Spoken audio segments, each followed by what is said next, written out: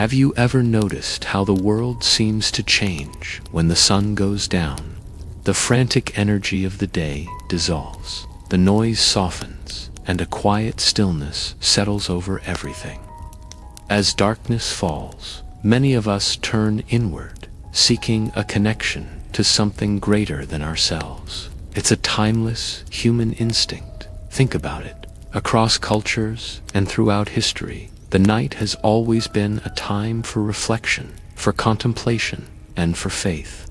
It's when the distractions of the world fade away, leaving us alone with our thoughts, our hopes, and our deepest questions. For some, this is a time for quiet prayer, a personal conversation with the divine, whispered in the solitude of a bedroom. The words might be memorized, or they might flow straight from the heart, but they are a bridge between our world and the spiritual realm. Picture a monastery perched on a quiet hillside. As the stars begin to appear, the monks gather for their night offices. Their voices rise together in ancient chants, melodies that have echoed through stone chapels for centuries. The only light comes from flickering candles, casting long, dancing shadows on the walls. In this sacred space, each flame is a prayer, each note a step closer to understanding. There's a powerful sense of peace, a feeling that you are part of an unbroken chain of devotion, stretching back through time. This isn't just a ritual. It's a living, breathing expression of faith that finds its deepest resonance in the quiet of the night. The night can feel vast and sometimes lonely, and faith provides an anchor, a sense of security and purpose when the world outside is asleep. It's the feeling of being held, of being understood, of knowing you're not alone in the universe. It reminds us that even in the darkest hours, there is always a light to be found. This nightly rhythm of spiritual practice is something that sustains millions. It's a way to process the day that has passed, to release its burdens, and to prepare for the one to come. Think of the evening prayers in a family home, a quiet moment of unity before sleep. These are all acts of faith, small rituals that infuse our lives with meaning. The night becomes a sanctuary, a time when the soul can breathe and stretch, free from the demands of the day. The stillness of the night allows us to listen for an answer, not necessarily in words, but in a feeling of peace, a sense of perspective, or a sudden insight. It's the candle that doesn't curse the darkness, but shines brightly within it. And you don't need a grand cathedral or a monastery to experience this. Your spiritual space can be anywhere. It can be a corner of your room with a comfortable chair and a single candle. It can be a walk under the stars, feeling the cool night air on your face. It can even be in the quiet moments before you drift off to sleep, taking a few deep breaths and acknowledging the blessings in your life. When we do this, we begin to notice the subtle beauty of the night. We hear the chirp of a cricket, see the faint shimmer of a distant star, and feel the gentle rhythm of our own breathing. The world becomes less of a place to conquer and more of a mystery to be experienced. And in that experience, we find a connection not only to a higher power, but also to the natural world and to our own true selves. This nightly ritual of reflection can become a source of incredible strength and clarity, helping us navigate our days with more compassion, more patience, and a deeper sense of purpose. So, as the sun sets today, I invite you to try it. Find a quiet moment for yourself. Just be still. Listen. Reflect on your day, on your hopes, on what you're grateful for. Light a candle, look at the stars, or simply close your eyes. Allow the quiet of the evening to wash over you and see what you discover in the stillness. You might be surprised by the peace and clarity that you find waiting for you in the heart of the night. It's a gift that is freely available to all of us every single evening. Have you ever watched the shadows stretch across your room as the sun sets? They creep slowly, quietly, turning familiar shapes into something new, something mysterious. As a child, I used to lie in bed and watch them dance on the ceiling. A pile of clothes on a chair would become a slumbering giant. The branches of a tree outside my window would cast long, bony fingers that seemed to reach for me. It's a universal experience, isn't it? That moment when the world softens, the light fades, and our imagination takes flight on the wings of darkness. Shadows have always been the playground of the mind. They are the blank canvas upon which we paint our wildest stories and our deepest fears. It's no wonder that cultures all around the world have woven shadows into their folklore and mythology. They are the space between what we know and what we don't, the veil that separates our world from another. They remind us that there is often more to the world than what we see in the bright light of day. Our imagination is a powerful tool, and shadows are its favorite plaything. When night falls, this playful relationship can sometimes take a turn. The familiar comfort of our homes can feel different.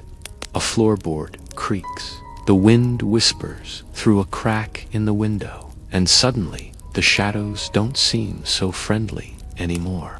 Our primal instincts kick in. For thousands of years, nighttime was when predators roamed. We were vulnerable. So we developed a healthy respect for the dark. This ancient fear still echoes within us. It's that little shiver down your spine when you walk into a dark room.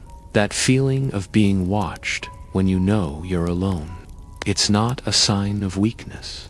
It's a testament to our resilience. A whisper from our ancestors reminding us to stay alert. This is where folklore steps in to give a name and a face to our fears. Nearly every culture has its own caste of shadow dwellers and creatures of the night. In Japan, you might hear tales of the Tsukumogami household objects that after 100 years come to life, sometimes causing mischief in the shadows. These stories weren't just meant to scare children. They were a way for communities to understand and process the unknown. By giving a name to the fear, they could create rituals and protections against it.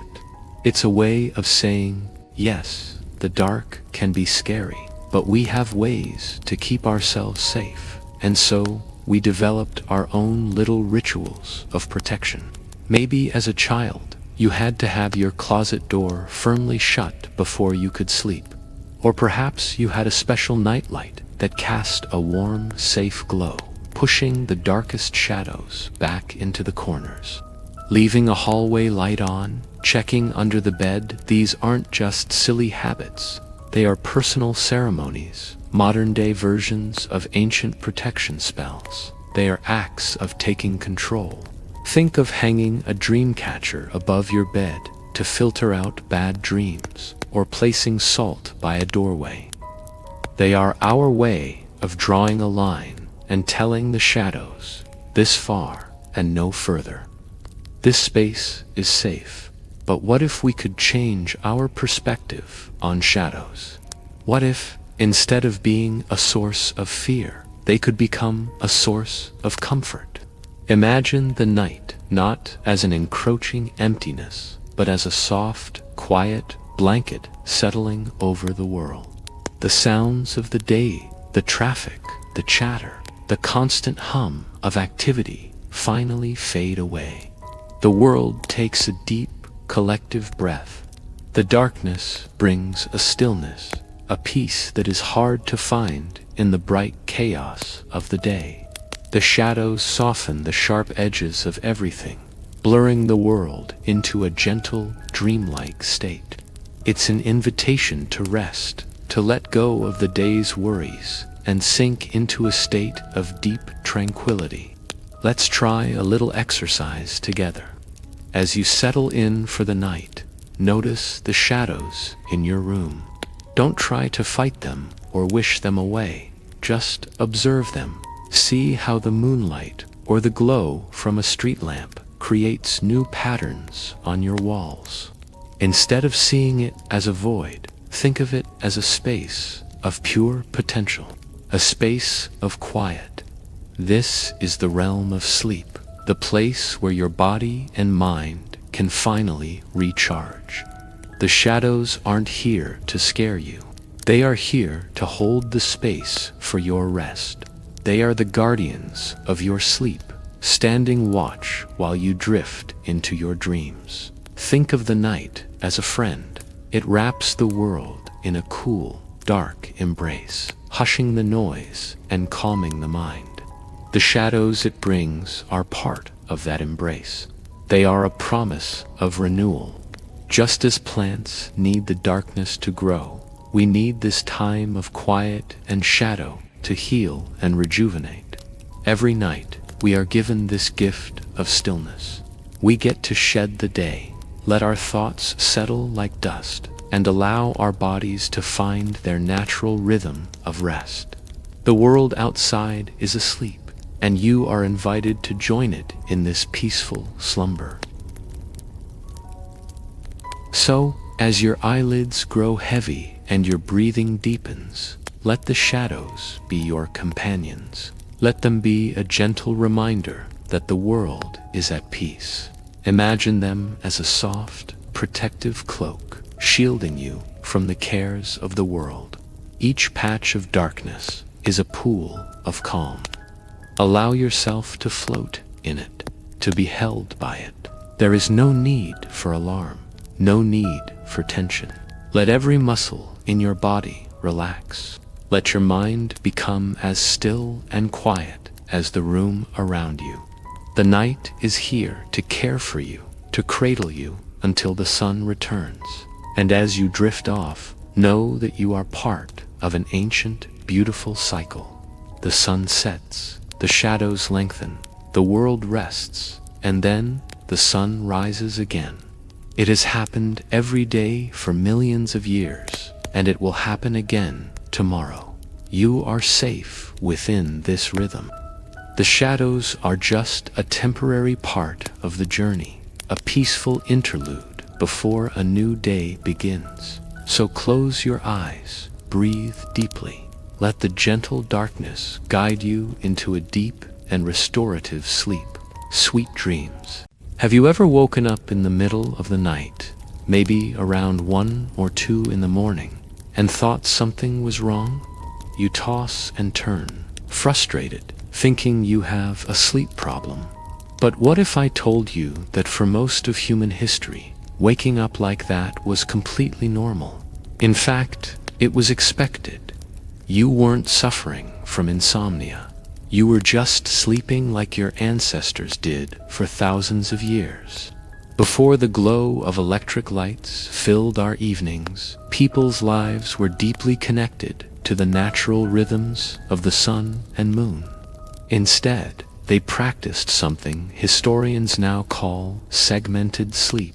Imagine this: as dusk settles, you finish your evening chores by the light of a fire or a simple candle. You feel a natural drowsiness creep in, and you head to bed not long after sunset. This isn't a final good night. It's just the beginning of your nightly journey. This was the first sleep.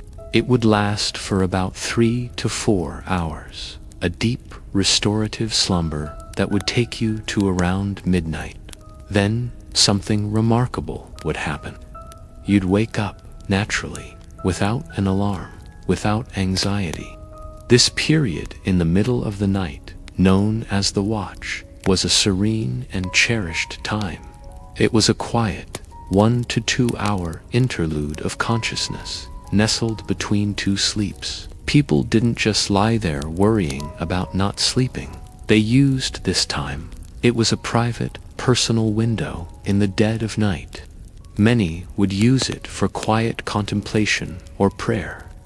The spiritual connection felt during this time was so common that religious texts and prayer books from the period often had special prayers specifically for the watch. It was a time to connect with a higher power, with oneself, and with the stillness of the universe. Others might spend this time with their partner, having intimate conversations that the busy day didn't allow for. It was a time for connection, free from the distractions and obligations of daylight hours. Thinkers and writers loved this period. The mind, fresh from the first sleep, was often incredibly clear and creative. It was a time for reading by candlelight, for writing letters, for dreaming up new possibilities. The dreams experienced during the first sleep were often forgotten. But the dreams that came after this wakeful period, during the second sleep, were said to be especially vivid and memorable. You'd go back to bed for your second sleep, which would last until the sun began to rise. This second sleep was often lighter, filled with those vivid dreams we just mentioned. As your mind processed the experiences and thoughts from the waking interlude, you'd wake up with the dawn, feeling not groggy or tired, but truly refreshed, having completed 2 distinct and valuable cycles of rest. This pattern of first and second sleep wasn't just a quirky habit. It's documented across centuries of history, from ancient Greek texts to letters and diaries from medieval Europe. References to first sleep are everywhere. It was simply the way people slept. It wasn't until the late 17th century, with the rise of street lighting in cities like Paris and London, and later the Industrial Revolution, that our relationship with night began to change. The night, once a time for rest and quiet, became a new frontier for activity and socializing. Staying up became a sign of social status. Slowly, over generations, the idea of a single, consolidated block of sleep became the new norm. This blue light messes with our body's natural production of melatonin, the sleep hormone, making it harder to fall asleep and stay asleep. We are constantly pressured to be productive, to optimize every minute, and the idea of a quiet, non-productive hour in the middle of the night seems almost wasteful. So the next time you find yourself awake at 2 a.m., maybe don't fight it. Don't reach for your phone.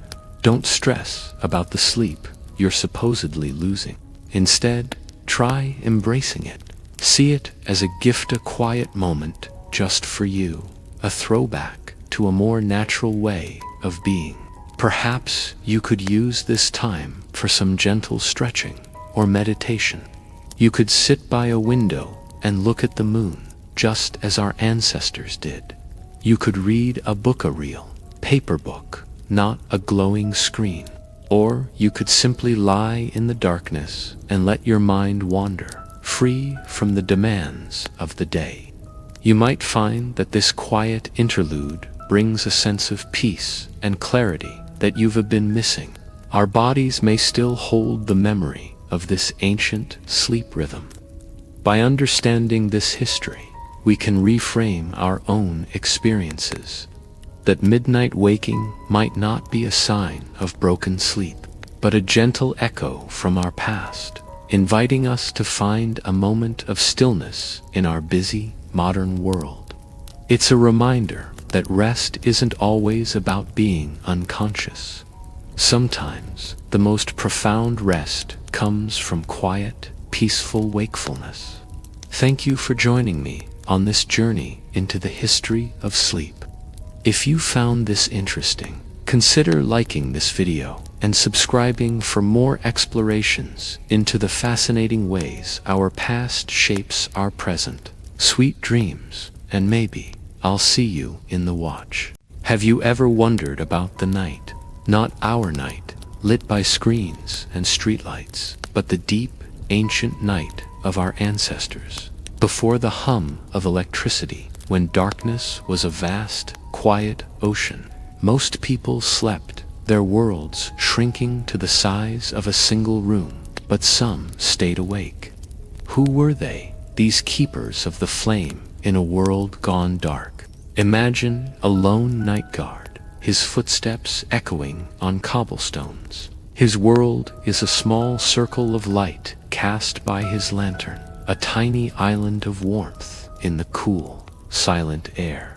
He walks the same route every night, a living clockwork, his presence a quiet promise of safety to the sleeping city. He knows the secret sounds of the night, the creak of a shutter in the wind, the distant cry of an owl, the rustle of a cat in the alley. He's the guardian of sleep, the watcher on the walls of slumber. Further out, beyond the city walls, a weary traveler pushes on. Maybe they misjudged the distance, or maybe they're racing against time. The main road is a faint ribbon of moonlight, and the dark woods on either side feel like they're breathing. Every snap of a twig sets their heart racing. They're heading for the faint, distant glow of an inn, a beacon of hope. For them, the night is an obstacle, a challenge to be overcome before they can find rest and safety. Inside that inn, the innkeeper is still awake, cleaning mugs and banking the fire. The last of the rowdy patrons have staggered home. Now, a different kind of quiet settles in. It's a working quiet, punctuated by the clink of pottery and the soft sweeping of a broom. He listens for the latecomer, the knock at the door that means one more guest to shelter from the dark. His inn is more than a business. It's a sanctuary, a safe harbor from the vast, unpredictable night. He's not just an innkeeper, he's the steward of a temporary home. These figures, the guard, the traveler, the innkeeper, they all shared a unique relationship with the night. For them, it wasn't a void, an absence of day. It was its own world, with its own rules, its own beauty, and its own dangers. They inhabited a different reality from the sleepers, a reality woven from shadows, starlight, and the sound of their own breathing. They were the threads of consciousness running through the deep fabric of the collective dream. As the centuries passed, our relationship with the night began to change. First came gas lamps, lining the main boulevards of great cities like Paris and London. Suddenly, the urban night wasn't so dark anymore. People could stroll after sunset, visit theaters, and gather in cafes. The night became a new frontier for social life. It was no longer just the domain of watchmen and wanderers. It was becoming a place for leisure, for seeing and being seen. This was a revolution. The city night was tamed, mapped out with grids of light. Then came the electric glow, and everything changed forever. The night was pushed back, banished to the countryside, to the mountains, to the sea. Our cities began to hum with a 24-hour energy. Factories ran through the night, their windows blazing. Trains and trucks roared across the landscape, carrying goods and people in an endless flow. The quiet, watchful world of the night guard was replaced by a world that never slept. We gained so much productivity, convenience, a sense of perpetual safety. We conquered the darkness. But did we also lose something? Did we lose that deep, restorative quiet? That sense of awe, looking up at a sky bursting with stars, undimmed by city glow? We traded the ancient rhythm of day and night for a constant, humming present. We filled the silence with noise and the darkness with artificial light. Think about the artists and thinkers who found their inspiration in the quiet hours. The poet scribbling by candlelight, the astronomer charting the heavens from a lonely rooftop, the philosopher pacing in the moonlight, wrestling with a great idea. The night has always been a space for introspection, for creativity, for the kind of deep thought that gets crowded out by the busyness of the day. When we lose the true night, we risk losing a part of our own inner world. Today, there are new night keepers. There's the emergency room doctor, working under harsh fluorescent lights, a beacon of calm in a storm of human crisis. There's the long-haul truck driver, chasing a white line across a sleeping continent, fueled by coffee and talk radio. There's the coder, deep in the zone, the glow of their monitor, the only light in the room, building the digital worlds we'll wake up to. There's the baker, already at work while we dream, kneading dough in the warm, fragrant air, preparing the bread for the morning.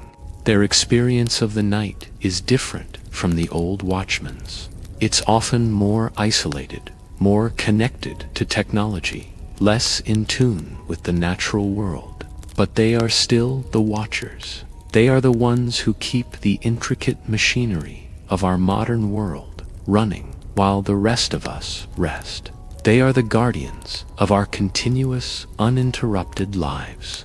Perhaps we all need to find a way to reconnect with the night, not the busy, illuminated night of the city center, but a piece of the real, quiet, dark. It could be as simple as stepping into your backyard and looking at the stars, turning off all the lights in your house for just a few minutes and letting your eyes adjust, listening not to a podcast or music, but to the subtle sounds of the world settling down for the night. In those moments of quiet and darkness, we might find a connection to that ancient world. We might feel a kinship with the watchman on his rounds, the traveler on the moonlit road, the innkeeper banking his fire. We might remember that the night is not something to be conquered or eliminated, but something to be experienced. It's a time for rest, for reflection, and for a different kind of awareness. It's half of our lives, after all. Maybe it's time we got to know it again. Thank you for watching and sharing this quiet moment with me. If these thoughts resonated with you, consider subscribing for more reflections. Sleep well. Have you ever noticed how dawn feels like a sigh of relief? The first hint of light on the horizon, slowly pushing back the dark. It's more than just the start of a new day. It's a promise of renewal, a fresh start. For centuries, this moment has been a symbol of hope. The world stirs, the birds begin their song, and there's a quiet energy that builds, a sense that anything is possible. It's a feeling that connects us across time. This shared experience of watching the night give way to the morning. We see it as the beginning of our busy schedules, a signal to grab our coffee and face the day. But what if we paused for a moment and saw it for what it truly is, a quiet miracle happening right outside our window? It's funny to think about, but our modern morning routines aren't so different from those of people hundreds of years ago. Imagine a medieval town just as the sky begins to pale. The first sound isn't an alarm clock, but the distant, resonant chime of a church bell.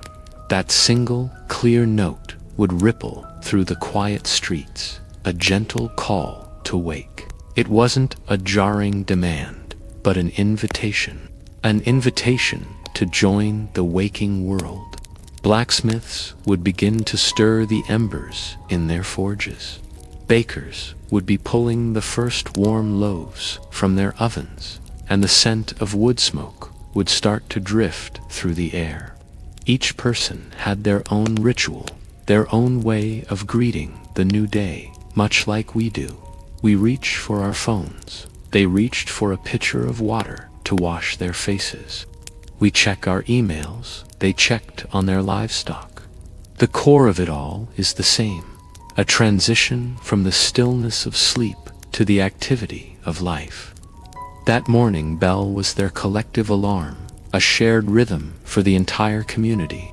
It marked the passage of time, not in stressful minutes and seconds, but in a more natural, flowing way. It's a beautiful thought, isn't it? That for generations, the morning has been heralded, not by a digital beep, but by the soulful sound of a bell, a sound that carried with it a sense of peace and order. Now, as our own day draws to a close, let's borrow some of that ancient wisdom. Let's imagine that same bell, but this time, it's not calling us to wake, but guiding us toward rest. Instead of a sharp, insistent ring, it's a soft, fading chime, a sound that tells us it's time to let go of the day's worries, to release the tension we've been holding in our shoulders. Think of it as an evening bell ringing just for you. With each gentle, resonant tone, you can feel the day's responsibilities becoming lighter, drifting away like clouds.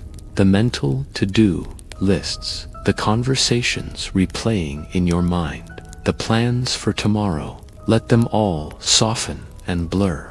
The first chime invites you to find comfort. Settle into your bed, adjust your pillows, and feel the support beneath you. Let your body feel heavy and grounded. The second chime encourages you to slow your breathing. Inhale deeply, and as you exhale, release a long, quiet sigh. Feel the rhythm of your breath becoming slower, steadier, like the gentle ebb and flow of a tide. There's nothing else you need to do right now, nowhere else you need to be.